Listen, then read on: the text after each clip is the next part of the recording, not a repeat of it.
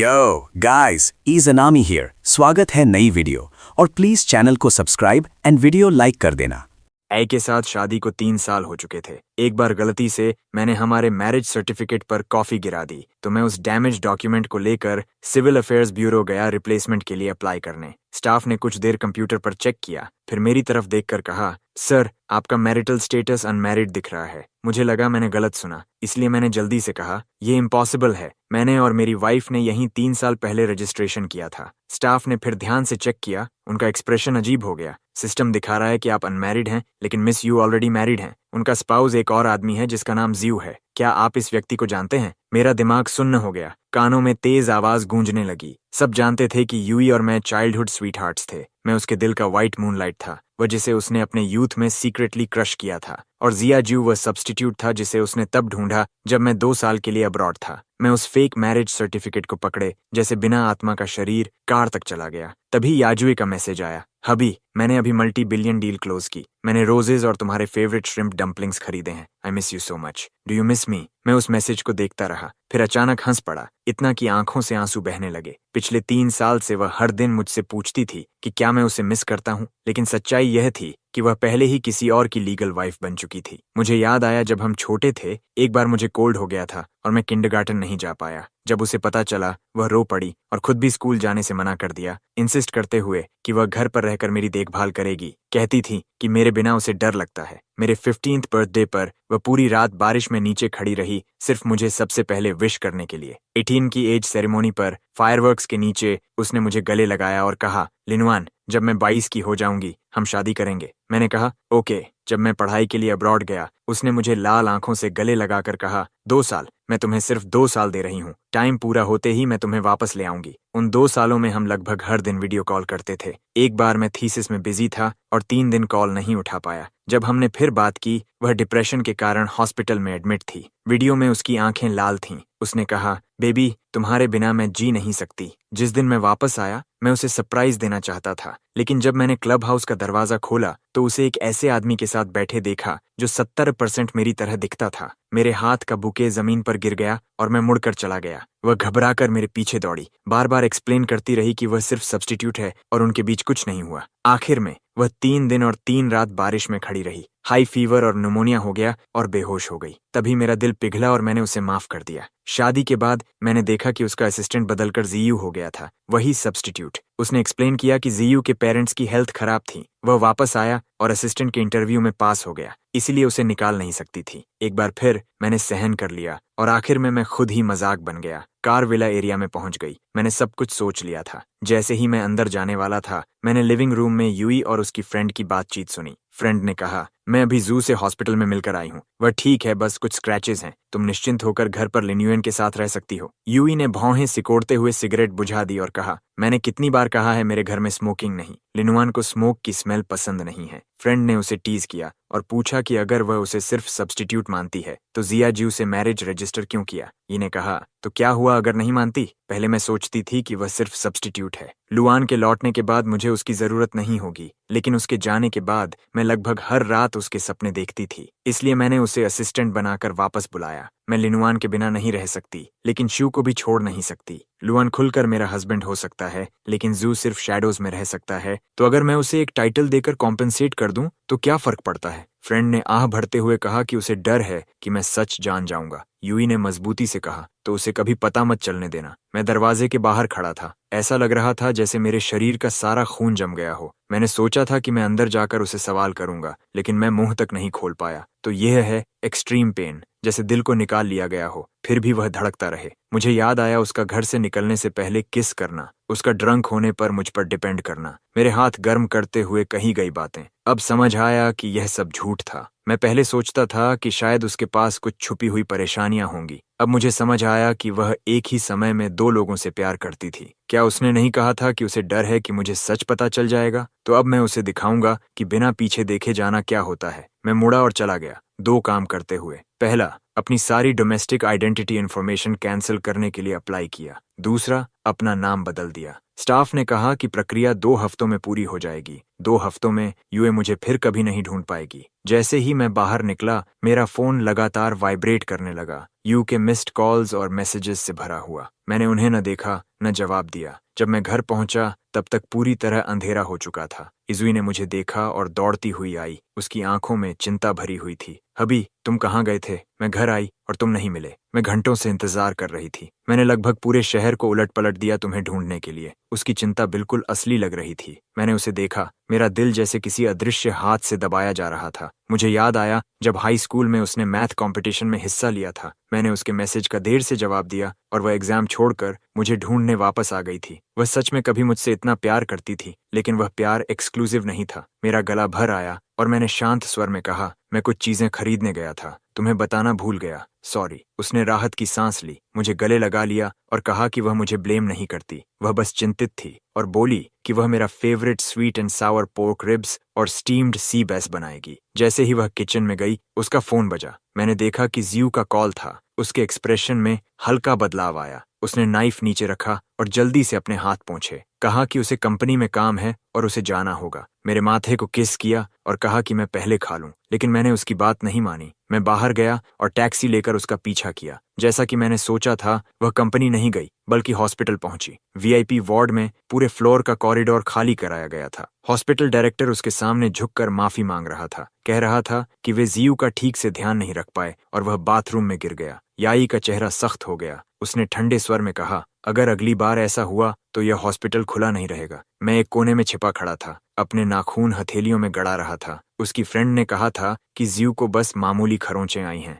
फिर भी वह इतनी परेशान थी। वार्ड का दरवाजा खुला। जियू कमजोर हालत में बेड के सहारे बैठा था। उसका चेहरा पीला था। ये तेज कदमों से उसके पास गई, उसका हाथ पकड़ा और पूछा कि वह कैसा है और क्या कहीं दर्द हो रहा है। जायू ने उसका हाथ पकड़कर कहा, सॉरी, मैं बहुत केयरलेस था। एक्सीडेंट हुआ, शावर में भी गिर गया। तुम्हारा टाइम वेस्ट कर दिया भाई यूएन के साथ। अगर वो ओवरथिंक करे तो ये सब मेरी गलती है। यूई ने उसे हल्के से डांटा, क्या बकवास कर रहे हो? बस ठीक होने पर ध्यान दो। मैं अगले कुछ दिनों तक तुम्हारे साथ यहीं रहूंगी। जू ने फिर पूछा, ब्रदर यूएन का क्या? यूई ने बेपरवाही से कहा, मैं संभाल लूंगी, तुम्हें चिंता करने की जरूरत नहीं। फिर उसने जोड़ा, हम हस्बैंड और वाइफ हैं, क्या मेरा तुम्हारे पास होना नेचुरल नहीं है? हस्बैंड एंड वाइफ, ये शब्द सुनते ही मेरा खून जैसे जम गया। मैं कुछ समझ पाता उससे पहले मैंने देखा कि यजुई ने अपनी कलाई से बीड्स उतारी, धीरे से काजीज के हाथ में पहनाई और कहा, अब खुद को बैड लक मत कहना, ये बीड्स ब्लेस्ड हैं। मैंने इन्हें 7 साल तक पहना है। अब तुम पहनो, ये तुम्हें सेफ और स्मूथ रखेंगे। जीजू भावुक हो गया और उसे गले लगाने के लिए हाथ बढ़ाया। मैं दरवाजे के बाहर खड़ा था। मेरी नजर धुंधली हो रही थी, जैसे मैं गहरे समुद्र में डूब रहा हूँ। वह बीड्स तब की थी जब मैं 18 साल का था। 3 कदम पर एक बो, 9 कदम पर एक कौटाव। पहाड़ के नीचे से मंदिर की चोटी तक घुटनों के बल चढ़कर मैंने इसे मांगा था। उस दिन तेज बारिश हो रही थी। मैं तब तक घुटनों के बल चढ़ता रहा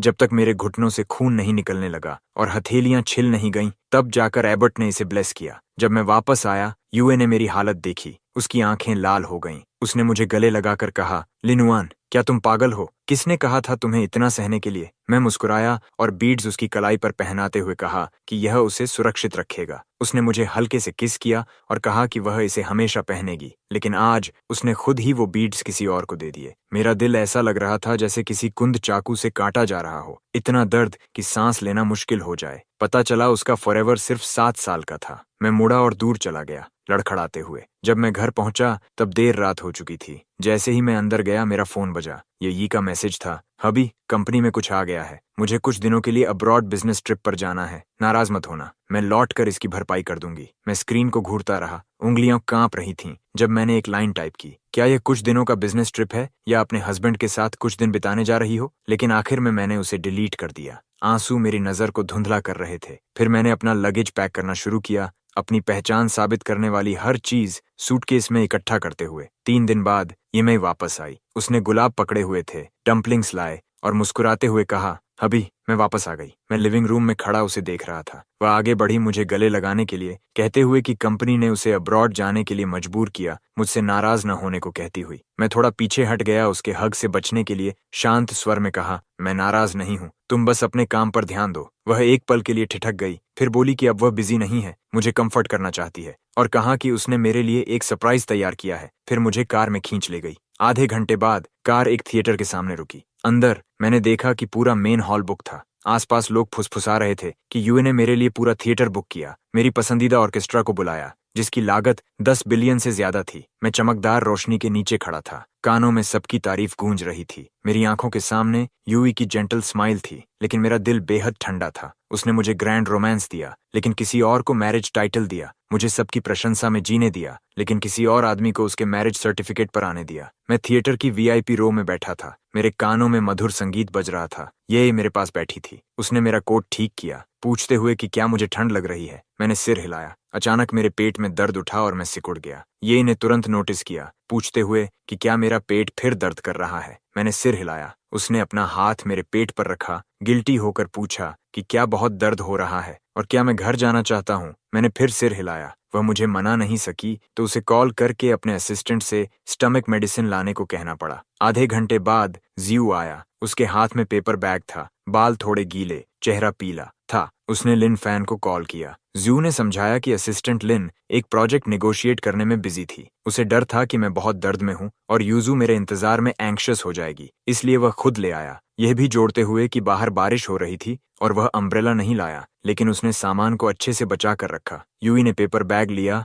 और मुझे देते हुए कहा, चलो मेरे साथ थोड़ा हॉट वाटर लेने चलो। मेडिसिन लेने के बाद मैं रेस्टरूम गया। जब मैं बाहर आया, मुझे यूई कहीं नहीं दिखी। जैसे ही मैं जाने वाला था, मुझे पास वाले रेस्टरूम से आवाजें सुनाई दी। मैं चेक करने गया और अंदर यूई और सायू को देखा। ये दृश्य देखकर मेरे अंदर एक चुभता हुआ दर्द उठा। मुझे हमारी पहली किस याद आई, 18 साल की उम्र में। फायरवर्क्स के नीचे उसने सावधानी से पूछा था कि क्या वह मुझे किस कर सकती है। मैं शर्मा गया और सिर हिलाया। वह पंजों पर खड़ी हुई और मुझे धीरे से किस किया, जैसे किसी खजाने को संजो रही हो। मुझे हमारी पहली रात भी याद आई। मैंने खुद को रोका और सहा, उसे हर्ट करने के डर से, और उसने खुद पहल की मेरी मदद करने के लिए। लेकिन अब वह किसी और के साथ एक रेस्ट रूम में इंटीमेट थी। मैं इतना दर्द में था कि ठीक से खड़ा नहीं रह पाया, पीछे लड़खड़ाया और गलती से दीवार के पास रखे डेकोरेटिव वास से टकरा गया। ये की ठंडी आवाज गूंजी, बाहर कौन है? ये मेरे पीछे आई, लेकिन उसे सिर्फ एक टबियात कोने में बैठा दिखा। जिहियू उसके पीछे आया। उसे कहा कि वह मेरे साथ जाए और वह खुद टैक्सी लेकर चला जाएगा। ई ने भौहें सिकोड़ी और कहा, इतनी तेज बारिश में वह उसे टैक्सी लेने नहीं देगी, उसे अपने पास रखना चाहती है। जियू ने फिर मेरा जिक्र किया। ई ने कहा, तुम्हारी वाइफ कौन है? फिर उसने अपनी बाहें उसके गले में डाल दी। जियू ने धीरे से कहा, तुम। यूई ने उसका हाथ पकड़ा और उसे वापस थिएटर की ओर ले गई। थिएटर में वापस मैं अभी भी अपनी सीट पर बैठा था, संगीत सुन रहा था। यूई ने राहत की सांस ली, जू को खींचकर मेरे पास बैठाया, समझाते हुए, बाहर बहुत बारिश हो रही है। जू को भी म्यूजिक सुनना पसंद है, इसलिए मैंने उसे यहीं रख लिया। मैंने हल्की आवाज में हामी भरी, उसे एक्सपोज नहीं किया। पूरे कॉन्सर्ट के दौरान यूए मेरी बहुत ध्यान से देखभाल करती रही। पूछती रही कि क्या मुझे ठंड लग रही है, एयर कंडीशनिंग एडजस्ट करने में मदद करती रही। पूछती रही कि क्या मैं जल्दी घर जाकर आराम करना चाहता हूँ, लेकिन मुझे पता था उसका लेफ्ट हैंड जाजुस के साथ कसकर इंटरलेस्ड था। मुझे याद आया पहली बार जब हमने हाथ पकड़ा था, 16 साल की एक सर्द रात। वह दीवार चढ़कर मेरे घर के नीचे आई, अपना हाथ बढ़ाया, मुझसे उसे गर्म करने को कहा। मैं हंसा और उसे बेशर्म कहा, लेकिन फिर भी उसका हाथ पकड़ लिया। उसने कसकर पकड़ लिया, कभी छोड़ा नहीं। तब उसकी आंखों में सिर्फ मैं था। अब वह एक हाथ से मेरा और दूसरे से किसी और का हाथ पकड़े हुए है। एक आंसू अपने आप गिर पड़ा। यूए ने तुरंत नोटिस किया, अपनी उंगली से मेरे गाल को पोंछा, पूछा क्या हुआ। मैंने चुपचाप मुस्कुराते हुए कहा, म्यूजिक बहुत मूविंग है। यूई ने हल्की मुस्कान के साथ कहा, तुम सच में सेंटिमेंटल हो। कॉन्सर्ट खत्म हुआ। यूए ने मुझे जाने नहीं दिया। उसने लोगों से बहुत कीमती इंस्ट्रूमेंट्स का ढेर मंगवाया, कहते हुए मैंने कभी इन इंस्ट्रूमेंट्स की तारीफ की थी, इसलिए उसने सब खरीद ली। स्टाफ भी पास खड़ा था और कह रहा था कि उसने इन इंस्ट्रूमेंट्स को पाने के लिए बहुत मेहनत की। जियू एक तरफ खड़ा था, उसकी नजर थोड़ी अजीब थी। मैं कुछ कहने ही वाला था कि जीजू ने अचानक पास की डेकोरेटिव रोप खींच दी। स्टाफ चिल्लाया, उसे मत खींचो, लेकिन तब तक देर हो चुकी थी। ऊपर का लाइटिंग रिग और साउंड इक्विपमेंट गिरने लगा। उस एक पल में मैंने जल्दी से जियायू को अपनी बाहों में खींचा और साइड में लुढ़क गया। मैं वहीं जड़ हो गया, बेबस होकर देखता रहा कि काली छाया मेरे ऊपर गिर रही है। एक तेज आवाज के साथ भयानक दर्द हुआ और मैं जमीन पर गिर पड़ा। आखिरी चीज जो मैंने सुनी वह यूईवीज की घबराई हुई चीख थी, लिनुअन। लेकिन मुझे पता था कि वह जिसको पकड़े हुए थी वह कोई और था। मैंने एक बहुत लंबा सपना देखा। सपने में 14 साल की यीवी अपनी स्कूल यूनिफॉर्म में थी। उसके होंठ के कोने पर चोट थी, लेकिन उसकी मुस्कान जिद्दी थी। मैंने उसके लिए मेडिसिन लगाया, लाल आंखों से उसे डांटा, लेकिन उसने कैजुअली कहा, कोई मुझे बुली नहीं कर सकता। मुझे अपना फ्यूचर हस्बैंड कहते हुए कहती कि उसके रहते मुझे कोई हर्ट नहीं कर सकता। सपने में मैं आंसुओं में डूबा उसका नाम पुकार रहा था, लेकिन वह जैसे सुन ही नहीं रही थी। मेरा हाथ पकड़कर दूर जा रही थी। सीन फिर रियलिटी में बदल गया। यूए ने जू को प्रोटेक्ट किया, मुझे कुचलने के लिए छोड़ दिया। ताज़ा खून ने मेरी नज़र को लाल कर दिया। मैं झटके से जाग गया। आंसू तकिए को भिगो रहे थे। संभलने से पहले मैंने हॉस्पिटल रूम में देखा, जू अपने चेहरे को ढके हुए पछतावे से कह रहा था, मैं क्या करूं? ये सब मेरी गलती है। मुझे वह रोप नहीं खींचनी चाहिए थी। अगर मैं नहीं खींचता, ब्रदर यूएन हर्ट नहीं होता। आप जो भी चाहें वह स्वीकार करेगा। यूई बेबस होकर उसके आंसू पूछ रही थी। सच? शीजू ने सिर हिलाया। मैं जिम्मेदारी लेना चाहता हूँ। यूई मुस्कुराई और उसे वाइफ कहने को कहा। जू हिचकिचाया, फिर धीरे से कहा, वाइफ। यूई ने उसका सिर थपथपाया, उसे अपनी बात सुनने को कहा। उसके पास इसे संभालने का तरीका है, उसे अब चिंता न करने को कहा। च्यू के जाने के बाद मैंने गलती से बेड साइड पर रखा पानी का ग्लास गिरा दिया। आवाज के साथ यूई मुड़ी और देखा कि मैं जाग गया हूँ। वह जल्दी से मेरे पास आई, चिंता से पूछने लगी कि मैं कैसा हूँ, कहीं दर्द तो नहीं, और मेरा हाथ पकड़कर अफसोस से कहा, मैंने उस समय पर्सन को गलत समझ लिया। मैंने आंखें बंद कर लीं, उसे एक्सपोज नहीं किया, बस धीरे से पूछा, जू कहाँ है? यीस का एक्सप्रेशन थोड़ा बदला, समझाते हुए। उसका मतलब नहीं था, मैंने उसे बहुत सख्ती से पनिश किया है। मुझे अभी का सीन याद आया, सोचते हुए कि क्या यही उसका पनिशमेंट है, लेकिन मैंने कुछ नहीं कहा। मैंने गुस्से में उसे क्वेश्चन नहीं किया, न ही चिल्लाकर आरोप लगाया। मैंने बस शांत स्वर में कहा, मुझे भूख लगी है। ये ठिठक गई। मेरी आंखों में देखते हुए आखिरकार समझ गई कि मेरे अंदर कुछ गलत है। एक ठहरे हुए पानी की तरह शांत मैंने फिर दोहराया, मुझे भूख लगी है। उसके विचारों को तोड़ते हुए वह बस हल्के से सिर हिला सकी। कहा कि वह मेरे लिए खाना लेने जाएगी। फिर कार कीज उठाई और जल्दी से बाहर चली गई। दरवाजा बंद होते ही मेरे आंसू अब और नहीं रुके और बहने लगे, लेकिन मैंने तुरंत उन्हें पोंछ दिया। मैंने खिड़की के बाहर देखा। सूरज तेज चमक रहा था, लेकिन वह मेरे दिल तक नहीं पहुंच पा रहा था। प्यार लोगों को पागल बना देता है, नफरत लोगों को छोड़ने नहीं देती और सीन क्रिएट करवाती है। लेकिन अब मेरे पास यी के लिए न प्यार बचा था न नफरत। ये ने अपना सारा काम छोड़ दिया। हॉस्पिटल में रहकर मेरी देखभाल की, एक कदम भी दूर नहीं गई। अपने हाथों से मुझे खाना खिलाया, मेरे लिए मेडिसिन लगाई। रात के बीच में चेक किया कि कहीं मैंने ब्लैंकेट तो नहीं हटा दिया, लेकिन मैं पूरे समय शांत रहा। जिस दिन मुझे डिस्चार्ज किया गया, यूए ने मेरे लिए एक ग्रैंड बैंक्वेट ऑर्गेनाइज किया, मेरी रिकवरी सेलिब्रेट करने के लिए। बैंक्वेट हॉल शानदार और भव्य था। शैंपेन टावर्स पहाड़ों जितनी ऊंची लगी थीं। गेस्ट सब एडमिरेशन से भरे हुए थे। कुछ कह रहे थे कि वह मुझे हद से ज्यादा स्पॉइल करती है, और गिफ्ट्स सब लिमिटेड एडिशंस थे। कुछ ऑक्शन से हाई प्राइस पर लाए गए थे। मैं भीड़ के बीच खड़ा था, मेरे चेहरे पर एक भी स्माइल नहीं थी। यूए मुझे एक कोने में ले गई, धीरे से पूछा, क्या मैं अभी भी नाराज हूँ? उसने कहा कि उस समय उसने सच में पर्सन को गलत समझ लिया था। मुझसे पूछा कि मुझे उसे माफ करने के लिए उसे क्या करना होगा। वह कुछ भी करने को तैयार थी। मैंने उसकी तरफ देखा, अचानक हंस पड़ा, कहा, ठीक है, एक्सू को फायर कर दो। याजू का एक्सप्रेशन थोड़ा बदल गया, उसकी टोन कुछ नरम हुई। कहा, जू की फैमिली सिचुएशन मुश्किल है, उसके पेरेंट्स बीमार हैं, इतना हार्टलेस होने की जरूरत नहीं। मैं उसे चुपचाप देखता रहा। अभी उसने कहा था कि वह कुछ भी करने को तैयार है, लेकिन जैसे ही बात जायू की आई, वह अपनी बात से मुकर गई। तभी उसका फोन बजा। ये जायू का कॉल था। फोन पर वह चिल्लाया, प्रेसिडेंट येई, मुझे बचाओ, किसी ने थग्स हायर किए हैं, वे कहते हैं कि वे मुझे मारना चाहते हैं। यी का एक्सप्रेशन अचानक बदल गया। उसने पूछा, वह कहाँ है? कॉल कट गया। उसने वापस कॉल किया, लेकिन कनेक्ट नहीं हुआ। उसकी आंखों में चिंता से शक आया, फिर दबा हुआ गुस्सा बन गया। उसने मुझसे पूछा,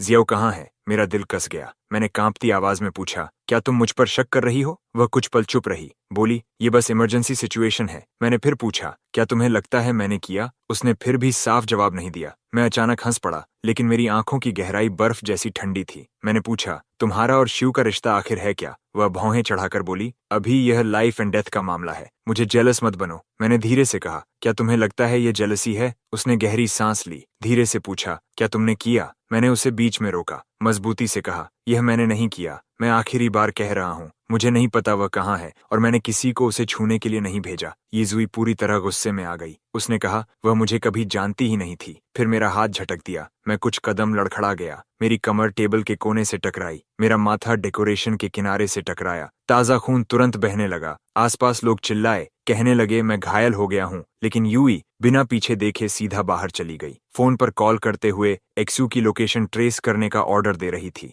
मैंने टेबल का कोना पकड़ा और खड़ा हुआ। खून मेरे माथे से बह रहा था, लेकिन मुझे कोई दर्द महसूस नहीं हुआ। दिल के फटने के दर्द के सामने यह छोटी चोट कुछ भी नहीं थी। मैंने उस दिशा में देखा जहां यूजुई गई थी। अचानक हंस पड़ा। अब उसके दिल और आंखों में सिर्फ शीजू है, जैसे पहले वह मेरे साथ थी। कोई मुझे हॉस्पिटल ले जाने में मदद करना चाहता था। मैंने सिर हिलाया और उन्हें दूर धकेल दिया। अकेले बैंक्वेट हॉल से बाहर चला गया। जैसे ही मैं बाहर निकला, पीछे से तेज आवाज आई। मैं मुड़ा और देखा गोल्ड प्लेटेड साइन जिस पर लिखा था, ये loves Lin Yuan for all eternity. जमीन पर गिर चुका था, 2 टुकड़ों में टूट गया था। मैंने उस साइन को देखा और अचानक जोर से हंस पड़ा। हंसा जब तक आंसू फिर से नहीं गिर गए। हाँ, क्या तुम्हारी इटर्निटी सच में इतनी छोटी थी? मैं अकेला घर गया। माथे के घाव को साफ करने के बाद मैंने अपना सामान पैक करना शुरू किया। मॉडल्स, रिंग्स और वॉचेस जो यूजुई ने दिए थे, कार्ड्स, उसने लिखे हुए हमारे फोटो एल्बम्स, उससे जुड़ी हर चीज कार्डबोर्ड बॉक्सेस में रख दी। बार बार नीचे जाकर उन्हें ट्रैश बिन में फेंकता रहा।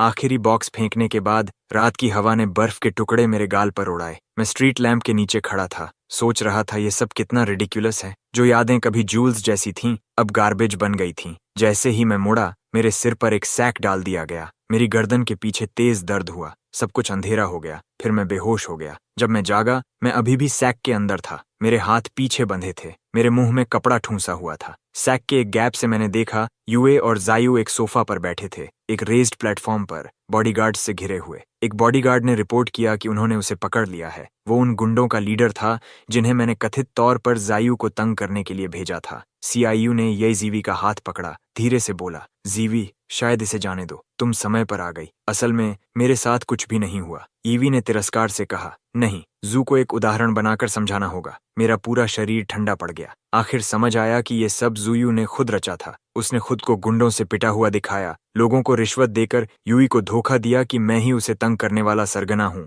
मैं बेतहाशा संघर्ष करता रहा। यूजूस का नाम पुकारना चाहता था, लेकिन बस कमजोर घुटी हुई आवाजें ही निकल पाईं। च्यू ने दयालु बनने का नाटक करते हुए कहा, इस पर थोड़ा रहम करो, लेकिन यूजुइस की आंखें ठंडी थीं। उसने कहा, रहम नामुमकिन। तुमने उसे तंग करने की हिम्मत की, मैं उसे मौत से भी बदतर अंजाम दिखाऊंगी। अगले ही पल मुझे ऊंचे प्लेटफॉर्म पर घसीट लिया गया। नीचे 10 मीटर से ज्यादा गहरा स्विमिंग पूल था। ठंडी पानी की सतह फीकी सफेद रोशनी को प्रतिबिंबित कर रही थी। बोरे में बंद और रस्सी से बंधा हुआ मुझे जोर से नीचे धक्का दिया गया। छपाक! बर्फ जैसा ठंडा पानी तुरंत बोरे में भर गया। भयानक टक्कर से ऐसा लगा जैसे मेरे अंदरूनी अंगों पर हथौड़े से वार हुआ हो। पानी तेजी से मेरी नाक और मुंह में घुस गया, मुझे घोंटते हुए जब तक सब अंधेरा नहीं हो गया। मेरे फेफड़े ऐसे लग रहे थे जैसे अनगिनत सुइयों से चुभ रहे हों। इतना दर्द कि मैं खुद ब खुद सिकुड़ गया। बचाओ, मदद करो! मेरी कमजोर पुकार पानी में डूब गई। बोरा पानी सोख कर और भारी होता गया, जैसे शीशे का बोझ मुझे नीचे खींच रहा हो।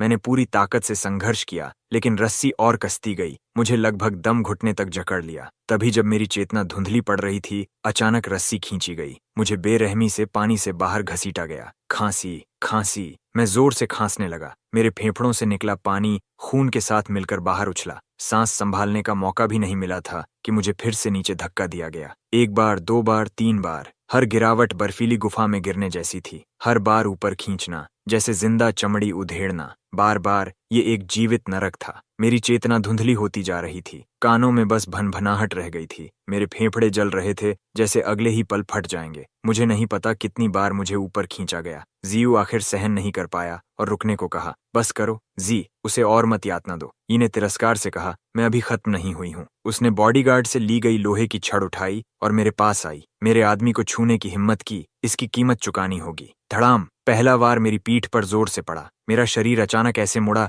जैसे बिजली का झटका लगा हो। रीढ़ से उठी भयंकर पीड़ा पूरे शरीर में फैल गई। मैंने मुंह में ठूंसे कपड़े को जोर से दबाया, फिर भी घुटी हुई कराह निकल गई। धड़म, धड़म, धड़म! वार पर वार बिना किसी रहम के गिरते रहे। हर प्रहार ऐसा था जैसे हड्डियां तोड़ देना चाहता हो, अंदरूनी अंगों को फाड़ रहा हो। मुझे महसूस हुआ कि मुंह के कोनों से गर्म तरल बह रहा है, ठोड़ी से टपक कर जमीन पर गिर रहा है। 9 वार उसने खुद किए। अंत तक मैं दर्द महसूस भी नहीं कर पा रहा था। मेरी चेतना धुंधली हो गई। आंखों के सामने अंधेरा छाने लगा। मेरा शरीर ऐसा लग रहा था जैसे चिथड़ों में बदल गया हो, जैसे किसी मीट ग्राइंडर में फेंक दिया गया हो। आखिरी वार के बाद मैं जमीन पर टूटी गुड़िया की तरह पड़ा था। मेरे नीचे खून का तालाब फैलता जा रहा था, कपड़ों को भिगोकर जमीन को लाल कर रहा था। उसने अपने चमकदार लेदर के जूते उठाए और मेरी उंगलियों पर जोर से रख दिए। उंगलियों की हड्डियां टूटने की आवाज साफ सुनाई दी। मैं दर्द से कांप उठा, लेकिन चीख भी नहीं निकाल पाया। तभी यीवी संतुष्ट होकर अपना पैर हटाया। वो मुड़ी और जीव की बाहों में झुक गई। उसकी लंबी उंगलियां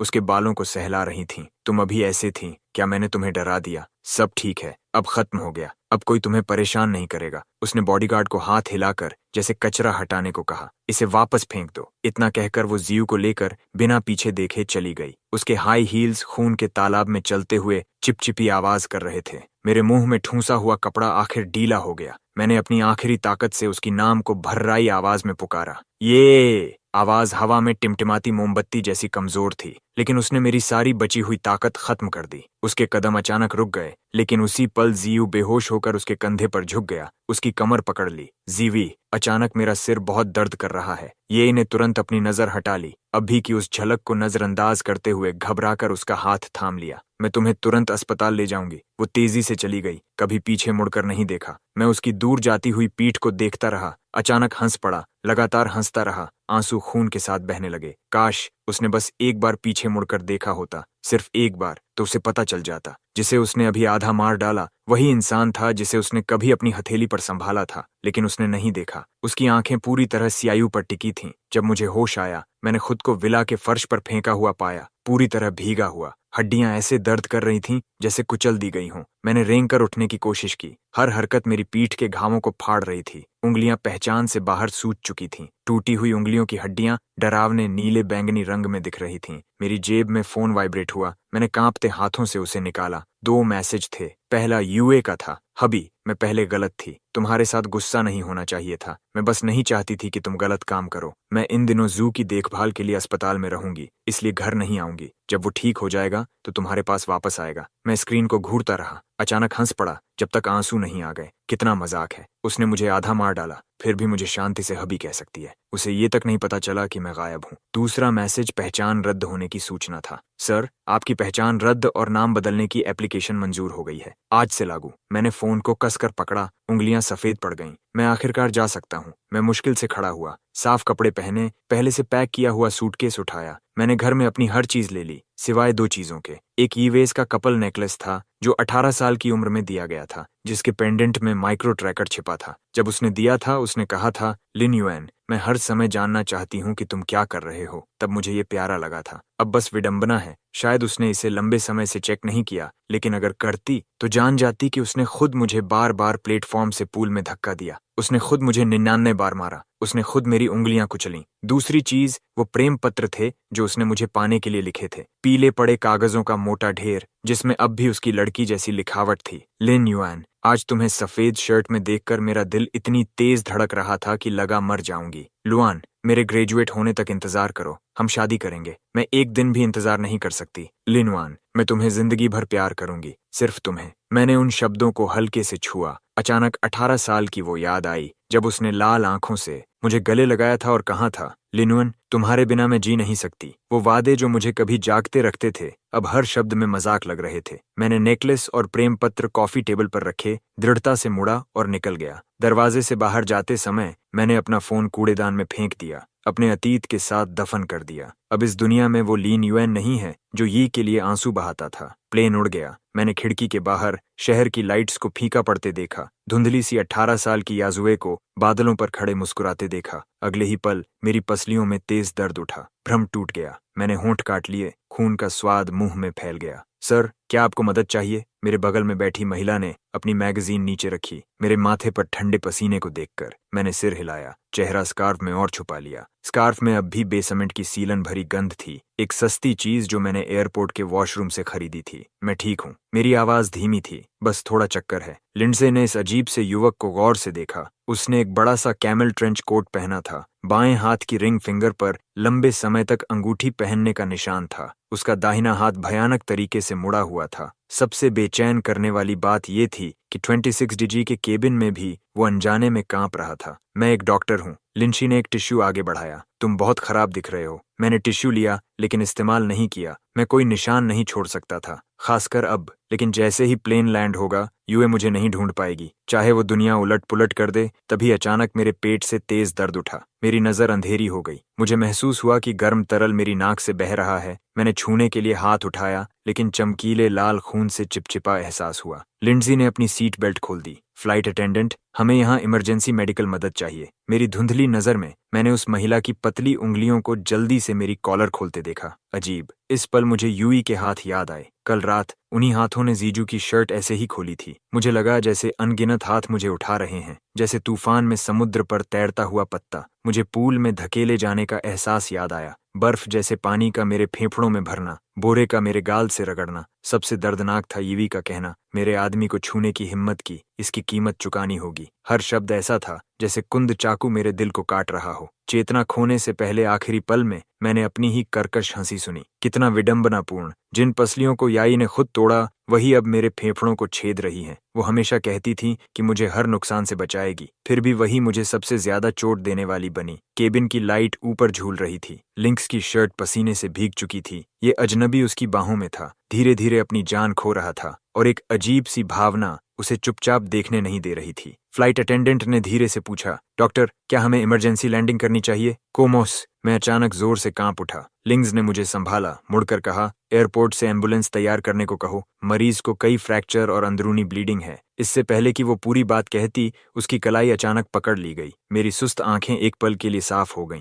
लायने ने उनमें एक भयानक दृढ़ता देखी। कोई अस्पताल नहीं। हर शब्द के साथ मेरे मुंह के कोनों से खून के बुलबुले निकल रहे थे। मैं आपसे विनती करता हूँ। लिंसी स्तब्ध रह गई, फिर अनजाने में सिर हिला दिया। मेरे पास शहर के बाहर एक नर्सिंग होम है। जब मुझे होश आया तो मुझे एंटीसेप्टिक की गंध आई। धूप पतले पर्दों से छनकर बेड पर गिर रही थी। मैं छत को खाली नजरों से देखता रहा, समझ नहीं पा रहा था कि ये सपना है या हकीकत। जाग गए। एक कोमल महिला आवाज आई। मैंने सिर घुमाया और शांत आंखों से सामना हुआ। महिला मेडिकल चार्ट पकड़े थी। मुझे जागते देख उसने उसे बंद कर दिया। उसकी आवाज शांत थी। तुम्हें अंदरूनी ब्लीडिंग हुई थी और प्लेन में कोमा में चले गए थे। मैंने इमरजेंसी ट्रीटमेंट किया। अब कैसा महसूस हो रहा है? मैंने सहज रूप से अपने पेट को छुआ। दर्द काफी कम हो गया था, लेकिन अंदर हल्की पीड़ा थी। मैंने होंठ हिलाए। आवाज भारी थी। धन्यवाद। महिला ने सिर हिलाया और मुझे गर्म पानी का गिलास दिया। मेरा नाम लिन एक्सी है। मैं डॉक्टर हूँ। ये मेरा प्राइवेट नर्सिंग होम है, बहुत सुरक्षित। पानी गर्म था। मेरी उंगलियां अनजाने में गिलास को छू रही थीं। मैंने नजरें झुका लीं। कुछ देर चुप रहा, फिर धीरे से कहा, ली, मेरा नाम लिन है। मैं नर्सिंग होम में रुक गया। लिनी हर दिन राउंड्स करती थी। जरूरी मेडिकल सवालों के अलावा उसने कभी मेरी निजी बातों में दखल नहीं दिया। एक दिन ड्रेसिंग बदलते समय नर्स से ट्रे टकरा गई। धातु के औजारों के गिरने की आवाज से मैं चौंक गया। शरीर सिमट गया। लेक्स का हाथ हवा में ही रुक गया। उसने मेरे रुख को देखा, मेरी पसलियों को बचाने की मुद्रा। उसकी नजर मुझ पर घूमी। मेरी कलाई के नीले निशान अभी फीके नहीं पड़े थे। उसने अचानक कहा, ये चोटें किसी हादसे की नहीं है। मेरी सांस अटक गई। लिंग ने जोर नहीं दिया, बस मेरी कॉलर ठीक की। आवाज बहुत हल्की थी। अगर तुम बताना नहीं चाहते तो जवाब देने की जरूरत नहीं है, लेकिन अगर जरूरत हो तो यहाँ के वकील और पुलिस तुम्हारी मदद कर सकते हैं। मैंने चादर को कसकर पकड़ा और सिर हिला दिया। लिंक्सी ने कुछ नहीं कहा। वो मुड़कर जाने लगी। मैंने अचानक उसे पुकारा। जब वो मुड़ी, मैंने अपने पीले चेहरे पर हल्की सी मुस्कान दिखाई। लेकिन सच में इसकी जरूरत नहीं है। मेरी सेहत धीरे धीरे ठीक हो रही थी। कभी कभी मैं गार्डन में सनबेथ करने के लिए बाहर जाता था। एक दोपहर मैं मीटिंग रूम के पास से गुजरा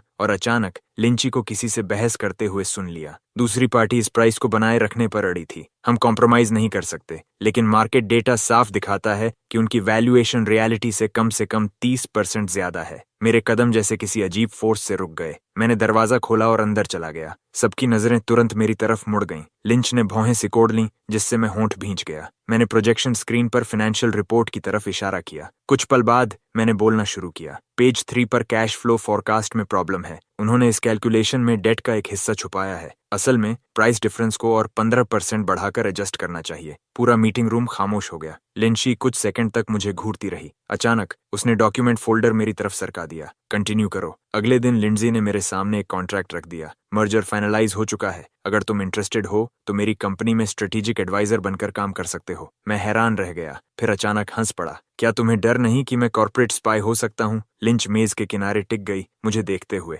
उसकी आवाज शांत थी। मैंने तुम्हारा बैकग्राउंड चेक किया। जाहिर है मुझे कुछ नहीं मिला, लेकिन मेरा इंट्यूशन कहता है कि तुम भरोसेमंद हो। वीआईपी वार्ड में एंटीसेप्टिक की गंध पास रखे लिलीज की खुशबू से दब गई थी। यूई बेड के किनारे बैठी थी, हाथ में गरम चिकन सूप का बोल पकड़े हुए। चम्मच धीरे से बोल के किनारे से टकराया, एक हल्की सी क्लिंकिंग आवाज हुई। ज्यू, एक और एसआई पी लो। उसने चम्मच जियू के होंठों तक ले आई। उसकी आवाज नरम थी, जैसे मिठास टपक रही हो। मैंने इसे 4 घंटे तक सिमर किया है। मैंने सारा ऑयल हटा दिया है। सीआईयू का चेहरा पीला था। उसने हल्की मुस्कान दबाने की कोशिश की। उसके हाथ की तरफ झुककर उसने एक एसआई पी लिया। उसकी आईलैशेस लाइट में शैडो डाल रही थी। चीवी, तुम मेरे साथ यहीं रह रही हो। मिस्टर यान, उन्हें कोई प्रॉब्लम नहीं होगी? ने उसे बीच में ही रोक दिया। उसकी आवाज मजबूत थी, जैसे खुद को ही कन्विंस कर रही हो। लिनवान हमेशा इतना अंडरस्टैंडिंग रहता है, लेकिन जब उसने बोल नीचे रखा तो उसका बॉटम ग्लास कॉफी टेबल से टकराया। एक शार्प डिंग की आवाज हुई। ये आवाज जैसे एक कांटे की तरह थी, जो अचानक उसके सिर में चुभ गई। 3 दिन हो चुके थे।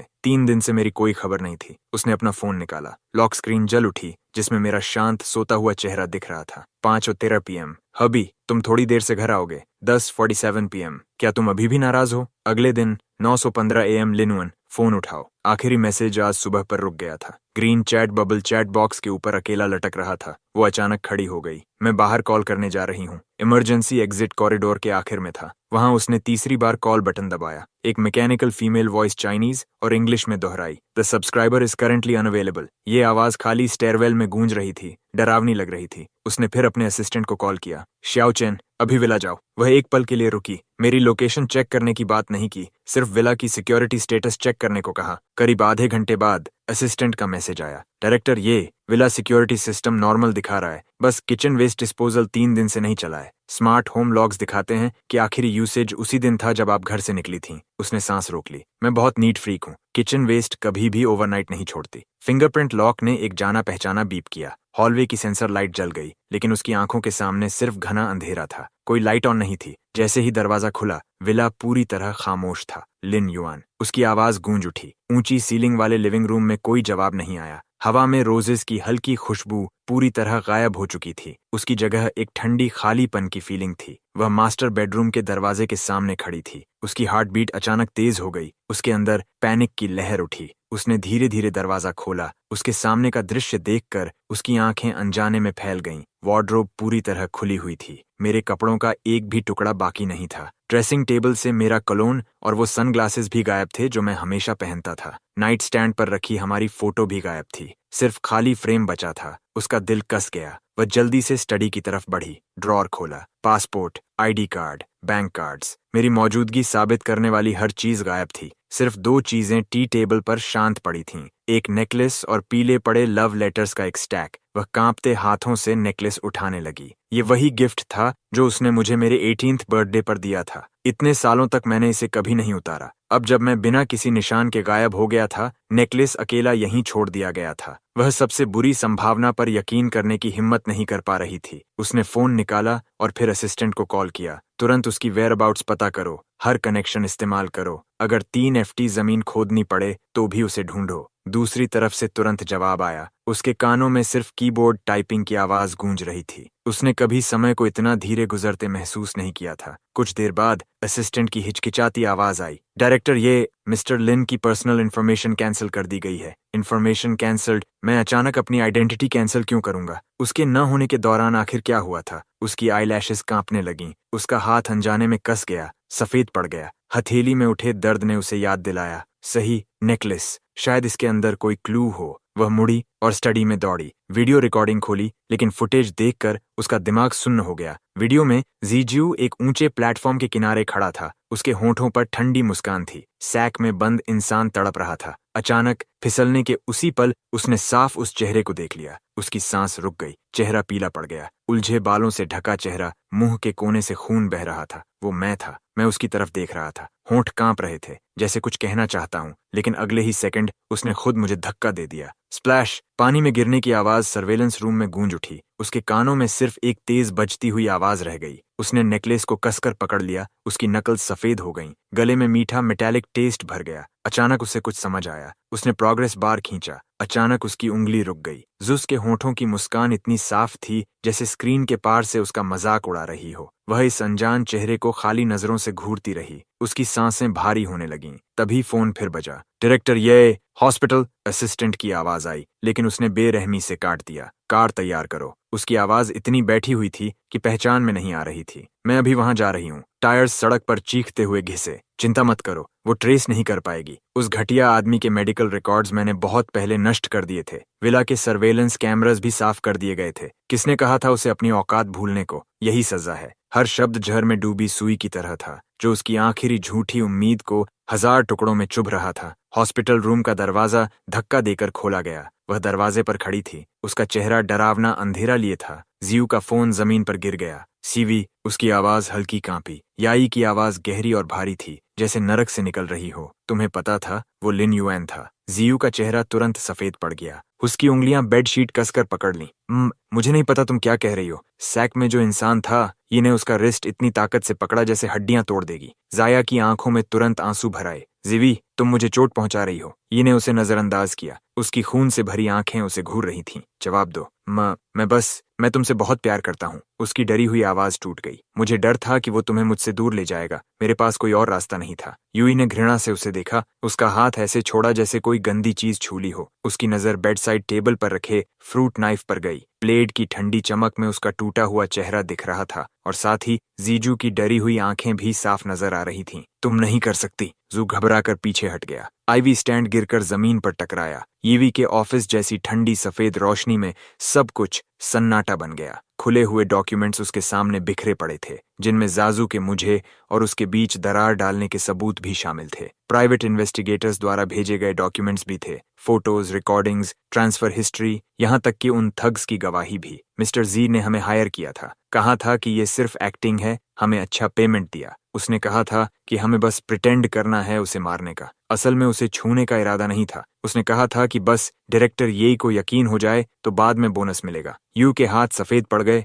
उसकी आंखों में अंधेरा घूमने लगा। शुरू से अंत तक सब कुछ जियू ने प्लान किया था। फिर भी उसने उस इंसान को जिससे वह गहराई से प्यार करती थी, मुझे खुद अपने हाथों से अंधेरे में धकेल दिया। जब जीजू को बॉडीगार्ड्स ऑफिस में लेकर आए, उसके चेहरे पर अभी भी चापलूसी भरी मुस्कान थी। शिवी, तुमने मुझे इतनी जल्दी क्यों बुलाया? वह अपनी बात पूरी भी नहीं कर पाया था कि डॉक्यूमेंट्स का ढेर उसके चेहरे पर दे मारा गया। एक्सप्लेन। यीविस की आवाज बर्फ जैसी ठंडी थी। पेपर्स पूरे फ्लोर पर फैल गए। जियू ने नीचे देखा। फोटोज और बैंक स्टेटमेंट्स की झलक मिली। उसकी मुस्कान तुरंत गायब हो गई। मैं एक्सप्लेन कर सकता हूँ। वह घबरा गया और उन्हें उठाने बैठ गया। उंगलियां कांप रही थीं। ये जरूर किसी ने मुझे फंसाने के लिए किया है। ये लिन युएन ही होगा। वो मुझसे नफरत करता है। तो लिन युएन? याजू उसे घूर रही थी। उसकी आवाज अजीब तरह से शांत थी। उसने ड्रॉर से रिकॉर्डर निकाला और प्ले दबाया। वो घटिया आदमी डिजर्व करता है। किसने कहा था उसे अपनी औकात भूलने को? जियस की आवाज पूरे ऑफिस में गूंज उठी। उसका चेहरा तुरंत सफेद पड़ गया। जियू ने जबरदस्ती एक कठोर मुस्कान बनाई, डॉक्यूमेंट्स को किनारे फेंका और धीरे धीरे यूई के पास आया। जीवी, मुझ पर भरोसा करो। मैंने सच में ऐसा कुछ नहीं किया। ईविस की ठंडी नजरों के सामने उसकी सांसें तेज होती जा रही थीं। मुझ पर भरोसा करो। मैं तुमसे बहुत प्यार करता हूँ। लव? इन्हें शक भरी आवाज में कहा। उसका जबड़ा कसकर पकड़ लिया। तुम ऐसे काम करते हो और फिर भी कहते हो कि तुम मुझसे प्यार करते हो। तुम्हें घिन नहीं आती तो तुम्हें लगता है तुम खुद बहुत अच्छे हो। जू ने अचानक सिर उठाया। उसकी आंखों की मासूमियत पूरी तरह गायब हो गई। उसकी जगह विकृत नफरत ने ले ली। ये तुम ही थी जिसने मुझे पहले ढूंढा। तुम ही थी जिसने मुझे सब्स्टिट्यूट की तरह ट्रीट किया। तुमने मुझे यकीन दिलाया कि तुम मुझसे प्यार करती हो। उसने जोर से खुद को छुड़ाया, उसकी नाक की तरफ इशारा किया और ठंडी हंसी हंसा। क्या तुम अंधी हो? नहीं देख सकती कि कौन सच्चा है और कौन झूठा? अब ये गहरा प्यार दिखाना किसके लिए है? लिनुअन को तुम्हारी जरूरत बहुत पहले खत्म हो चुकी है। वो सब कुछ छोड़कर दूर भाग जाना पसंद करेगा, बजाय तुम्हारी तरफ एक सेकंड और देखने के। यूइस की प्यूपिल्स सिकुड़ गईं। उसकी छाती पर जैसे किसी ने भारी हथौड़ा मार दिया।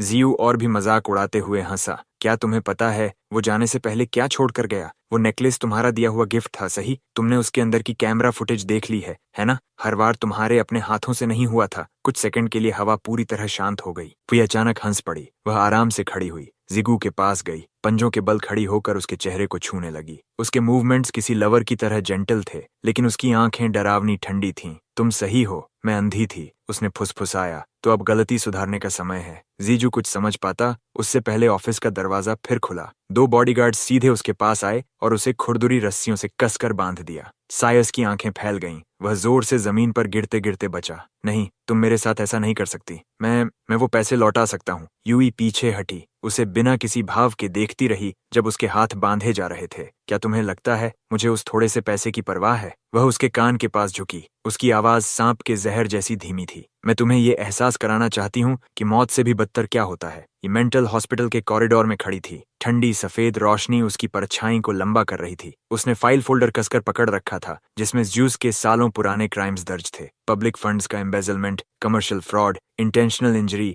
यहाँ तक कि मुझे फंसाने की साजिश भी। हॉस्पिटल रूम का दरवाजा खुला। सीयू कोने में दुबका हुआ था, उसका चेहरा बैंडेजेस में लिपटा हुआ। ये सेल्फ हार्म के निशान थे। उसने ऊपर देखा और यही सीवी को देखा। उसकी आंखों में उम्मीद की एक हल्की चमक उभरी। सीवी, क्या तुम मुझे बचाने आई हो? वह घुटनों के बल कुछ कदम रेंगता हुआ आगे बढ़ा, लेकिन अपनी कमजोर हालत के कारण जमीन पर गिर पड़ा। सीजो फर्श पर पड़ा था, गंदगी से लथपथ। उसकी उंगलियां कसकर इस ड्रेस के किनारे को पकड़ रही थीं। इन्हें कोई जवाब नहीं दिया। धीरे धीरे उसके सामने झुकी, ऊपर से उसे देखती हुई। उसकी आंखें बर्फ जैसी ठंडी थीं। आवाज धीमी लेकिन शांत थी। शिशु, क्या तुम्हें पता है मैं यहाँ क्यों आई हूँ? सीआईयू कांपते हुए सिर हिलाने लगा। आंसू बहते रहे। मुझे पता है मुझसे गलती हुई। सच में मुझे पता है। गलती? ये ने तिरस्कार से हंसी उड़ाई। फाइल उसके सामने फेंक दी। क्या इसे तुम गलती मानते हो? जायू ने फाइल के कंटेंट की तरफ देखा। उसका चेहरा तुरंत सफेद पड़ गया। वह बेतहाशा सिर हिलाने लगा। नहीं, मैंने ये सब नहीं किया। किसी ने मुझे फंसाया है। जी, मुझ पर भरोसा करो। फ्रेमिंग,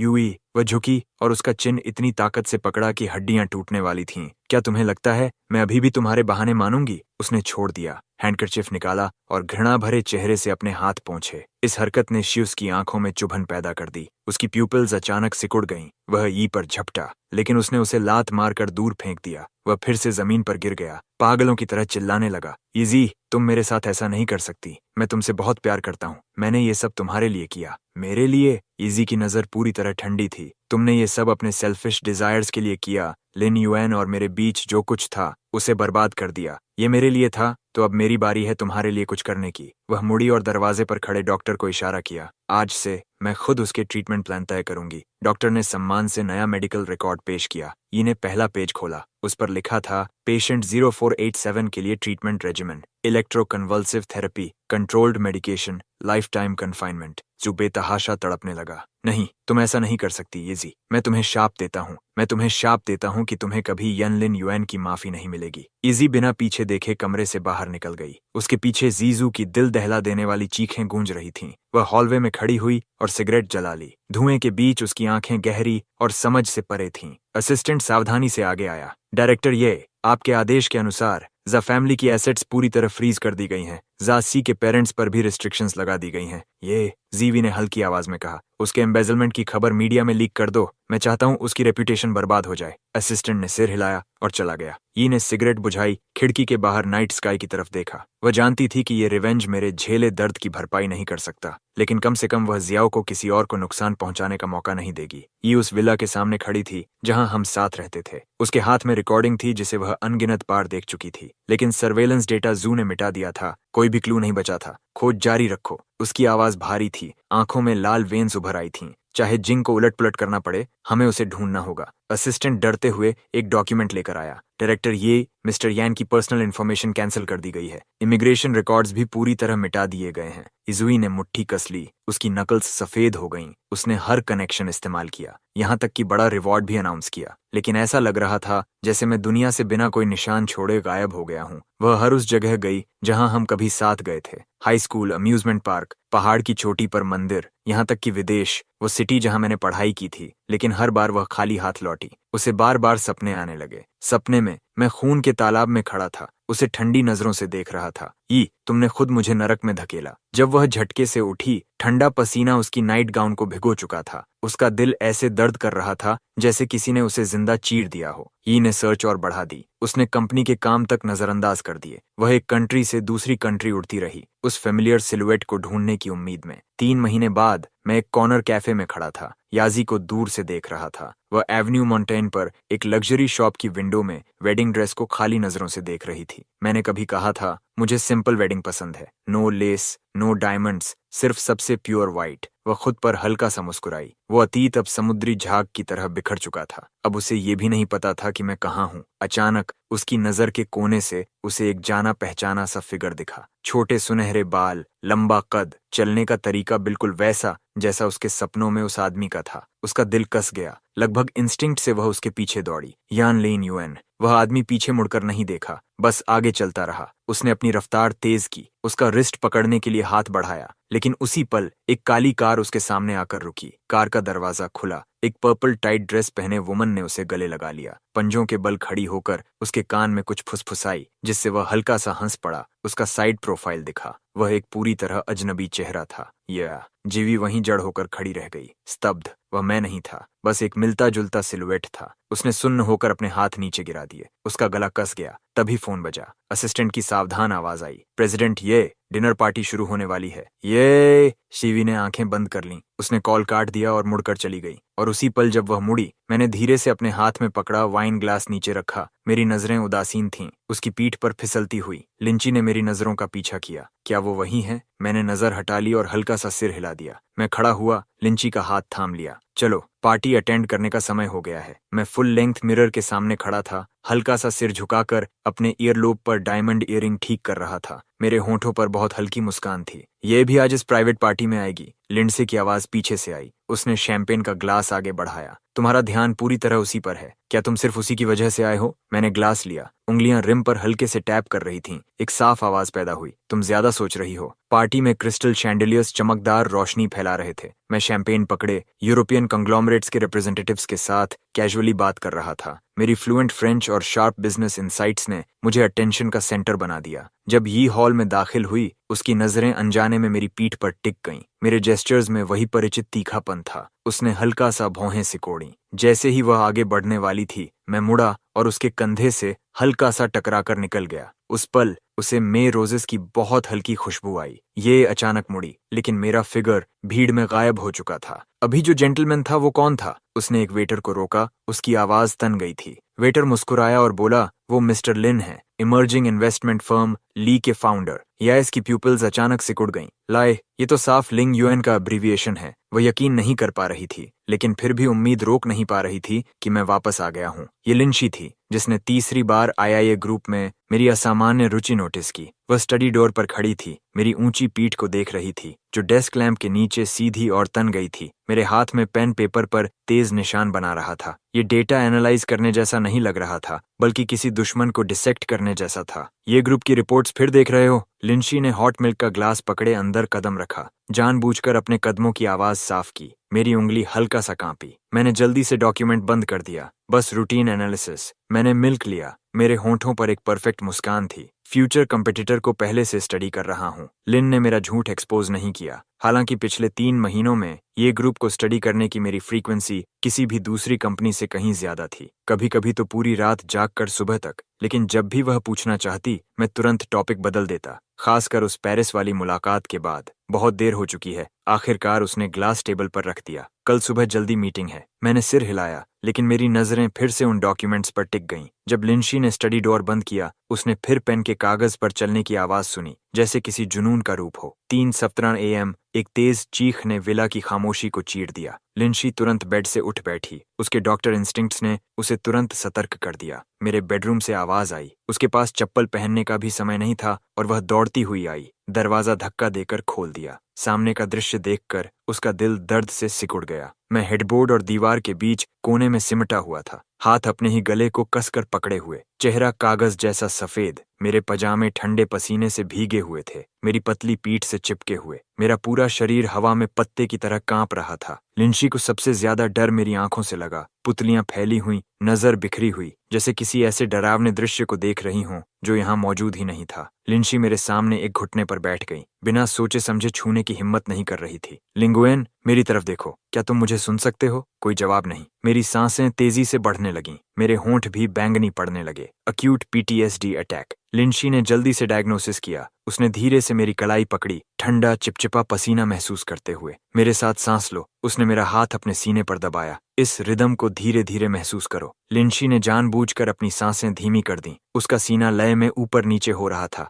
उसकी हथेली के नीचे मेरी कलाई पर उभरे हुए खुरदरे निशानों की एक रिंग थी। 1 मिनट, 2 मिनट, आखिरकार मेरी सांसें उसकी सांसों के साथ तालमेल बैठाने लगीं। मेरी पुतलियां धीरे धीरे फोकस में लौट आईं। सामने वाले व्यक्ति को साफ देखते ही मैंने अपना हाथ ऐसे खींच लिया जैसे जल गया हो। मैं ठीक हूँ, मैंने भारी आवाज में कहा। एक कंडीशन्ड रिफ्लेक्स की तरह मैंने अपने पजामे की आस्तीन नीचे खींच ली, कलाई ढकते हुए। सॉरी, मुझे बस एक नाइटमेयर आया था। लिंडसे ने इस भद्दे झूठ को उजागर नहीं किया। वह उठी और एक गिलास गुनगुना पानी डालने चली गई। साथ ही पास के डिफ्यूजर में काल्मिंग एसेंशियल ऑयल की कुछ बूंदें डाल दीं। थोड़ा पानी पियो, उसने मुझे देते हुए कहा, जानबूझकर सुरक्षित दूरी बनाए रखते हुए। मैं तुम्हारे लिए एक सूखा तौलिया लाती हूँ। जब वह बाथरूम से लौटी, मैं खिड़की के पास वाले सिंगल सोफा पर जा चुका था, दोनों हाथों से गिलास पकड़े हुए। मेरी नजर बाहर की रात पर टिकी हुई थी। चांदनी मेरे चेहरे की प्रोफाइल को उकेर रही थी। झुकी हुई पलकों की छाया मेरी आंखों के नीचे पड़ रही थी। मैं आर्मचेयर पर बैठ गया। लिंशी ने मेरे कंधों पर तौलिया डाल दिया, फिर सामने बैठ गई। क्या तुम उस नाइटमेयर के बारे में बात करना चाहोगे? उसने ऐसे पूछा जैसे कल के मौसम की बात कर रही हो।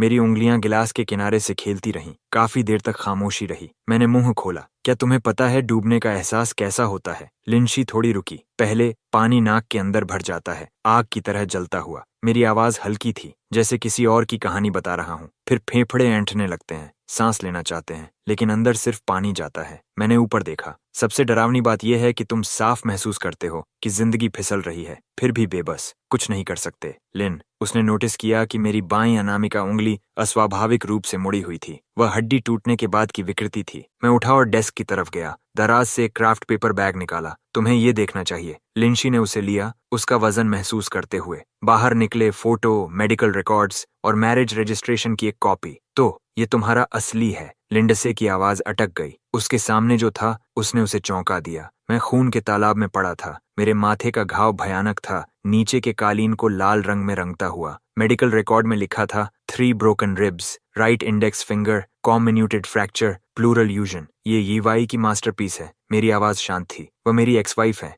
नहीं, असल में हमारा कोई रिश्ता नहीं है, मैंने खुद पर हंसते हुए कहा। उसने सोचा कि बोरे में जो व्यक्ति है वह उसके पति को तंग करने वाला ठग है, लेकिन असल में वह मैं था। लिन, उसने अगला पेज पलटा, सर्वेलेंस कैमरा का एक स्क्रीनशॉट देखा। एक औरत बार बार एक बोरे को, जिसमें एक इंसान था, ऊंचे प्लेटफॉर्म से नीचे धक्का दे रही थी। पूल के पास जू खड़ा था, उसके होठों पर हल्की मुस्कान थी। ज़ियाओ, मैंने उस आदमी की तरफ इशारा किया। वह उसका कानूनी पति था और मैं बस एक मजाक था। लिंच, अब वह समझ गई कि मेरा एक ग्रुप के प्रति जुनून कहाँ से आया। ये सामान्य बिजनेस कंपटीशन नहीं है, ये नफरत है। तो तुम उसे खत्म करना चाहते हो? ये सवाल नहीं था। मैं खिड़की के पास चला गया। चांदनी ने मेरी परछाई को लंबा कर दिया। मैं चाहता हूं कि वह सब कुछ खोने का एहसास चखे। मेरी उंगली खिड़की के शीशे पर चल रही थी। कंपनी खो दे, इज्जत खो दे, खो दे। मेरी आवाज अचानक शांत हो गई। लेन, वह मेरे पीछे आकर खड़ी हो गई। छुआ नहीं, बस चुपचाप खड़ी रही। बदला सच्ची शांति नहीं लाएगा, उसने धीरे से कहा। तो फिर क्या करेगा? मैं अचानक मुड़ा। मेरी आंखों में एक काली आग भड़क उठी। माफी? मैंने अपने पजामे का कॉलर फाड़ दिया, कॉलर बोन के नीचे का एक निशान दिखाते हुए। यह उसने खुद मेटल रॉड से मारा था। 9 बार उसने हर एक को साफ साफ गिना था। लिंशी ने उस निशान को देखा, अचानक हाथ बढ़ाकर मुझे अपनी बाहों में खींच लिया। मैं एक पल के लिए सख्त हो गया, फिर जैसे सारी ताकत खत्म हो गई हो, मैं उसके सीने से टिककर ढह गया। मैं तुम्हें रोकने का इरादा नहीं रखती। लिन की ठोड़ी मेरे सिर के ऊपर टिकी थी। मैं बस यह नहीं देखना चाहती कि तुम नफरत में डूब जाओ। उसने धीरे से मेरी विकृत उंगलियों को थामा। ये घाव, ये तुम्हारी जिंदगी को परिभाषित नहीं करने चाहिए। मैंने कोई जवाब नहीं दिया। लिंडसे को महसूस हुआ कि उसकी छाती पर मेरी शर्ट धीरे धीरे भीग रही थी। खिड़की के बाहर पूरब का आसमान उजाला होने लगा। लिंडसे ने अपनी बाहों में शांत हो चुके व्यक्ति को देखा और एक फैसला लिया। मुझे अपनी योजना दिखाओ, उसने कहा। हर एक डिटेल। मैंने सिर उठाया। मेरी लाल किनारों वाली आंखों में एक दबाव चमका। अगर इससे तुम सच में सब छोड़कर नई शुरुआत कर सको, लिंशी ने मेरे चेहरे से आंसुओं के निशान पोंछे, तो मैं तुम्हारी मदद करूंगी। अब नेक्स्ट पार्ट के लिए कमेंट कर देना। और गाइज, आपसे रिक्वेस्ट है कि आप चैनल को सब्सक्राइब एंड वीडियो लाइक करें and help in achieving the target of 1K subscribers.